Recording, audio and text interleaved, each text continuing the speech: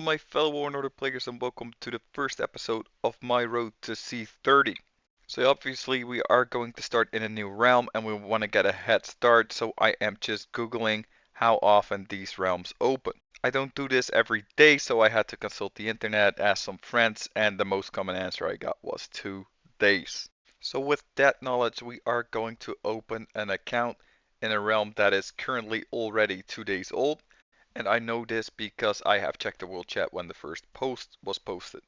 So the plan is to go from this realm that we are currently in to go into the newest one as soon as it opens so we can get a little head start in front of everyone else that's going to be joining later. So this video series will be very similar to my road to 15. There is going to be some of the same rules. I don't spend on the castle, but I am trying to be competitive with this one, so you will see me spend less gems. And what I am trying to do right now is I want to get to level 8 as soon as possible. I know some websites say that you can port till level 7, but I've actually tried it with another castle. You can actually get it up to level 8, but if you want to play it safe, just get it up to level 7. In this stage, updates don't require a lot of resources, so you can easily get them by doing some quests and just claim the rewards. You can also bind your account to Facebook, and I have an Apple phone, so to the Game Center, and you get gems for this in return. Not only is it good that you get gems for in return, but you have also an extra layer of safety and you can switch between accounts. Something else I really advise on doing is following all the quests like the 7-day march or doing the King's Road. There's also another one called the Sage Minister and it gives really good rewards as well. In this stage I will also be doing a lot of recruiting and it doesn't really matter what I am going to make because I will be promoting these troops in the future and you can do this in the building called the Drill Ground. What I do want to say about these troops is that this castle is going to be an infantry and mage build, and all the cavalry that I recruit will be focused for gathering and farm collecting. The equipment that I will be focusing on will be on gathering at first, because I won't be spending a single dollar on this game and I want my second hammer so I can have 2 buildings upgrading at the same time. I need to be gathering a lot of gems so I can pay the 200 gem fee for this every day. Once I got my gathering gear complete, which won't take a long time, I will focus on getting some building gear. In this early stage, I'm just not too worried about fighting yet, so I really want to get ahead and have some superior building speed over other players as well. And for my lord skills, I will be focusing into development because you don't only get building speed, but it's going to help us a lot with our gathering and we're going to focus it on the stamina recovery. We want to kill a lot of monsters to get Lord XP, and the sooner we get this, the sooner we get SOS at level 35, and we can actually put some decent tech into our war tree. I will also be playing all of the mini games because they just give Lord XP as rewards, you get speed ups for them, and as I said, in Road to 15, it is just a great way to get your castle up. So in this series, I want to do explaining by level and I'm going to give weekly updates. It's obviously going to take a lot longer by the time we get closer to 30. But if you're watching this as a first timer or an inexperienced player who has never been to level 30 before with his castle, this will be the series to watch. Yeah, I've spent money on my castle in 1566. I normally get the Glimmering Gem Pack and the monthlies, the Azurite, the small monthly, and the big monthly. So I'm getting a lot of help over there, and just want to see what my fellow players are struggling that don't even spend it all. I will also be making some farms in this realm, and I'm focusing on starting out with 5 and maybe up it to 10 when we get into later levels a little bit. Now, farms are free to make, so I don't see this as cheating in any way. And even if you have 10 farms, it's going to take you 3 times 10 minutes every day. So it's not that much work if you think like every farm makes about 3 million resource every day. You got 10 farms, that's 30. So you don't have to farm long to get all the resources for your upgrades. And I see still people who are struggling in the realm that I play in 1566, that people have 2-3 farms when they're level 26 and it's gonna take them forever to get to level 30. So what I'm doing right now while the castle's upgrading, I'm just upgrading every building to level 7, 8, so I don't have to do this later, collecting rewards, then I do some recruiting, I play some mini games, and you just keep busy over and over again.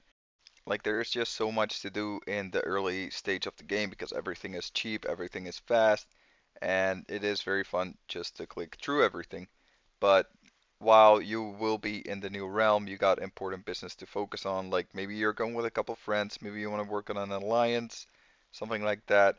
So you want to focus a little bit on the politics in the realm or whatever, or finding a good location to port to, and you don't want to be preoccupied with your level 1 castle while everyone else around you is already focusing on where to put their hive. So yeah, this was all speeded up, but it was a total of 45 minutes, and as you see, I got quite a lot of buildings up there, and like the castle's level 8 already.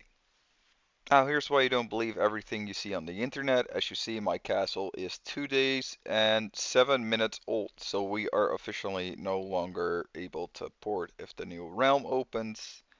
And yeah, that sucks because we spent a lot of time into this account. Fortunately, I do have a farm account that we can still use, which has a little less lifespan. As you see, it's like 1 day and something something hours. But yeah, I'm a little pissed off about this because the realm was already 2 days old and I was waiting for 2 days, so that's 4 days total, and it is probably going to be here in a couple of hours.